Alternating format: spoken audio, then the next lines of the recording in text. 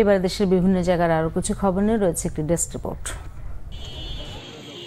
ঠাকুরগাঁয়ে motorcycle চালক ও আরোহীদের helmet পরিধানে উৎসাহিত করতে বিনামূল্যে হেলমেট বিতরণ করেছে জেলা ট্রাফিক বিভাগ। দুপুরে শহরের বাস স্ট্যান্ড এলাকায় এই কার্যক্রমের উদ্বোধন করেন পুলিশ সুপার উত্তম প্রসাদ পাঠক।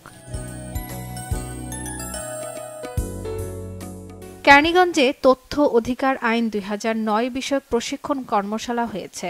উপজেলা নির্বাহী কর্মকর্তার সভাকক্ষে এই কর্মশালায় প্রধান অতিথি ছিলেন প্রধান তথ্য কমিশনার ডাক্তার আব্দুল মালেক। সর্বজনীন পেনশন ব্যবস্থার আওতা থেকে সকল পাবলিক বিশ্ববিদ্যালয়ের নাম প্রত্যাহারের দাবিতে মৌন মিছিল ও কালো ব্যাজ ধারণ কর্মসূচি পালন করেছে রংপুর বেগম রোকেয়া বিশ্ববিদ্যালয়ের শিক্ষক সমিতি। ক্যাম্পাসের রাসেল চত্বর থেকে শিক্ষকরা এ মিছিল বের করেন। এদিকে সর্বজনীন পেনশন প্রজ্ঞাপন বাতিলের দাবিতে ময়মনসিংহ বাংলাদেশ কৃষি বিশ্ববিদ্যালয়ের শিক্ষকরাও মৌন মিছিল ও সমাবেশ করেছে। বিশ্ববিদ্যালয়ের প্রশাসনিক ভবনের সামনে থেকে মিছিলটি বের হয়। টাঙ্গাইলের ঘাটাইলে পাট বীজ আর আউশ ধানের বীজ সার ও হারভেস্টার মেশিন বিতরণ করা হয়েছে। উপজেলা কমপ্লেক্সে এই আয়োজনে প্রধান অতিথি ছিলেন সংসদ সদস্য আমানুর রহমান খান রানা।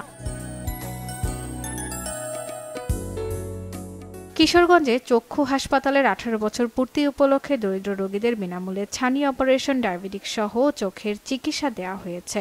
জেলার ৫ শতাধিক রোগী এ সেবা পান।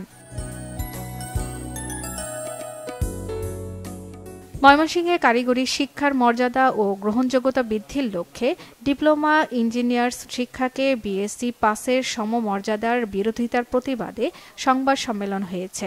ময়মনসিংহ প্রেস ক্লাব মিলনায়তনে এ প্রতিবাদ সভা হয়। গোপালগঞ্জের টুঙ্গিপাড়ায় ইজি বাইক চালক আরমান শেখকে হত্যার বিচারের দাবিতে বিক্ষোভ মিছিল ও মানববন্ধন করেছে স্থানীয় ইজি বাইক চালকরা। হত্যাকারীদের দ্রুত আইনের আওতায় এনে ফাঁসির দাবি জানানো হয়। ১২ মে দারিয়ারকুল বাঘিরার নদীর পাড় থেকে আরমান শেখের লাশ উদ্ধার করে পুলিশ। খাগড়াছড়ি রামগড় উপজেলা পরিষদ নির্বাচন নিয়ে পরাজিত চেয়ারম্যান প্রার্থী আব্দুল কাদেরের মিথ্যা মানোয়াট বক্তব্যের অভিযোগ তুলে সংবাদ সম্মেলন করেছেন নির্বাচিত চেয়ারম্যান বিশ্বপ্রদীপ। খাগড়াছড়ি প্রেস ক্লাবে এ প্রতিবাদ সভা হয়। শর্মিলা কেয়া, বাংলা ভিশন নিউজ ডেস্ক।